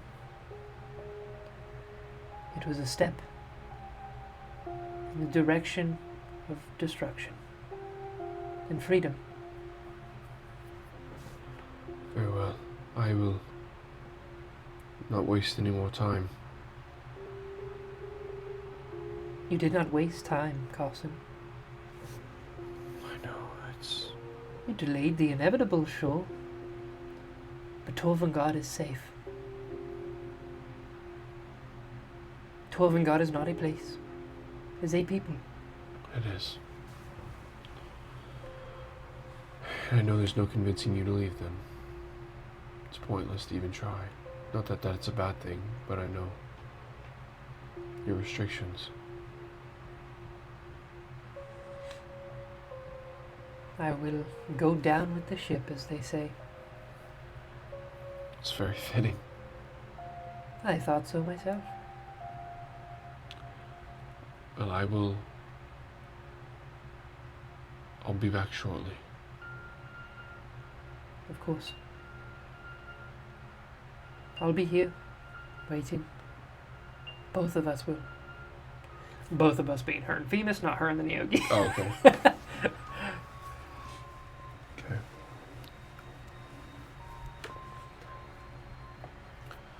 There's no time to waste then. No time. Okay. I'll stand up and look towards Phoebus, look towards her. Take a deep breath and I walk out. Okay. And as you walk out, that is where we are going to close episode 21. Do I get to... Can I tell you a couple of things that I did on the ship? Yes, during that absolutely. downtime? Yeah, I was going to say, like, I kind of got caught up in the moment. Yeah. But I would like to touch on all the free time that Carson Hallobrand had in 196 days. Maybe 197. Whatever it was. 200 days you essentially had of a lot of travel. You know, of those days, you spent... Especially that later half. Yeah, you spent, like, hours on Vistrotar before you're off again. Hours on, you know, like a day on Torvengard before you're off again. Like, it was quick trips everywhere you landed and just a lot of, not windshield time, starshine time. I don't know what to call it, but jamming time. He focused on, no, chat, true, jamming time. He focused on two things. First and foremost, he continued the trend of practicing his cartography nonstop. Yeah. To where I'd say, even, I should say, by the end of it, he actually started to get a little decent. And towards the end of it, I should very strong mention, he didn't let anybody else stay in Carlisle's room after his folks. I figured as much. But he, on that like third or fourth trip, he got the nerve to go in there as more of a beckon towards Carlisle and started using Carlisle's cartography tools and started studying Carlisle's maps and replicating them and learning from what literature he may have had in there and trying to map out the structures using the Orrery. Orrery. Orrery. O-R-R-E-R-Y. Orrery. To like, you know, map out that solar system as we're kind of like moving through and kind of finding different things as we go further, if we're seeing different other land masses kind of go by, mapping that out using that kind of same thing. Yeah, absolutely. And then in the other moments, which is probably more of the bulk of it, he spent reading a lot. Like he would have like raided like Tantum's library and pulled, mainly looking for like wizard books, to the extent trying to study and find things of hemocraft. That's kind of like blood magic. That's kind of like he's found himself with, and doing much research, reading lots, and kind of creating a little library ultimately upon the ship, because he kind of just hoarded the books. Like, well, if they didn't get left, you know, or if they didn't get packed away and pulled, then they were going to get left, kind of thing. And he's got them, and Tantum knows he has them, and he would have kind of also, like, whatever bookstores would have been there that he could have, you know, purchased books, or if there was anything. But he studied hard. Something he has really done with much volition in his life, but now there's a purpose. Trying to control this magic and like learning through this process. I think he would have really focused on that, like focused on how he could control his hemocraft magic, whatever this radiant blood that he has now, and then how it works in imbuing things and how he works in casting magic. So I feel like that would be very important to him. Yeah, absolutely. So touching on the cartography, Mm-hmm. you are able to essentially use the orrery as a crutch. You know, you go through and you chart every path that you have taken from Torvengard to Vistrotar, the subtle changes, the shifts in the other planetoids, asteroids, moons, and celestial bodies that you pass along the way. You chart them, you know, from the first journey to the last and how they changed. And you're able to start getting to the point where you can predict the movement of several celestial bodies just based upon, you know, the passage of time. And you're using the orrery kind of as like a guide along the entire way, a safety net, if you will. And with that all in mind, after 200 days, you gain proficiency in cartography cartography Schools, tools. yeah. No, I'm a school teacher now. We're retiring the campaign. Carson starts a school on Vistrotar. He's a substitute teacher and an Uber driver. Carson really he's every adventurer's retirement plan. Yeah. And then touching on the magic you research. The library is one of the few things that is not packed away for the longest time. Like Tantham has his own personal library, and there is a very vast amount of knowledge stored within the Spelljammer Academy itself. Yeah. Which has kind of gone, not forgotten, but neglected, as almost the entirety of the Academy is dedicated to either the evacuation, helping out in the evacuation, or ensuring that the Aratuks and the Niyogi do not encroach any further. So they've kind of set up defensive lines and held them. And luckily, over this 200-day journey, there's not been any instances. It's been mostly quiet, but the Spelljamming Academy is still left abandoned. And you're able to go through it at your leisure. You're able to ask Tantham or even like key figures of the Spelljamming Academy, the librarian, as you help evacuate everybody else, you know, where to find this book, that book, and this and the other. Finding a book on hemocraft itself is almost impossible. Yeah, I imagined. If it weren't for a book Tantham has kept in his own personal library, a book he points out to you after you inquire for occult magics. He points it out to you because he says he found it stashed away on the docks after the Bone Hoarder fled. Kind of like a forgotten book left behind. A book about ritual sacrifices and utilizing blood as magic, as a conduit for magic. And you see just within the front cover the scribblings, kind of like a madman drawing of the symbol that Cognan wears around his neck. And you study from that book for as much information as it can give you. You study the other books that you find throughout the libraries, several books about wizardry, spellcasting. There is a lot of books about divine magic, even though divine magic is a rarity in and of itself. It is hard to come by, and it is hard to manifest. So very few people have that brand, or not brand, school of magic. That's what I'm looking for. That school of magic. But there is enough literature about it, between that and the wizarding books, and the weird hemocraft book that you find, that you're able to gain the magic initiate feat. And from there, you can pick the choices that you wish from the magic initiate feat. And then, as a final load to all your hard work, you gain a level. Level 7. Level 7. Yeah. So for those that stuck around for this little epilogue of episode 21 that I tried to call early. Sorry.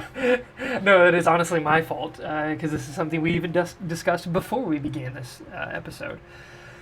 In this little epilogue, we will go over quickly what Carson gains at level 7, as well as roll your hit points. I will be taking a level in Blood Hunter. What? Who could have thought? D10. Yes, yes. D10 re-rolling ones. 3. Okay. I was down for a low number there. I'll say, if I do recall, you have rolled very well. I rolled every pretty other time. decent. Yeah. I get another right. Ooh, So nice. I either get Rite of the Flame or Rite of the Storm. So we'll go, I got cold damage. We'll go Flame. Right of the And I got flame. Frozen Flame feels like a nice little level. Yeah. At 7th level, I get Mystic Frenzy. So when I use my action to cast a cantrip, I can immediately make a 1 weapon attack as a bonus action. So that's pretty cool. So Super sweet. Don't Eldritch Blast out during still attack. And at 7th level, my patron grants me the use of a distinct spell based on my pact. So that's also cool, because I think I actually get a 2nd level spell too. So I think I gain 1 spell also additionally as well. Okay. Awesome. So, yeah, so we're up to 71 HP, because that tough and Nice. the, so I'll have to look at spells. But yeah, I'm sweet, level 7. Super stoked. Level 7 Okay, and episode 21. episode 21. Wow. It was a lot of Logistics. yeah, a lot of logistics, very large, Yeah. large scale logistics.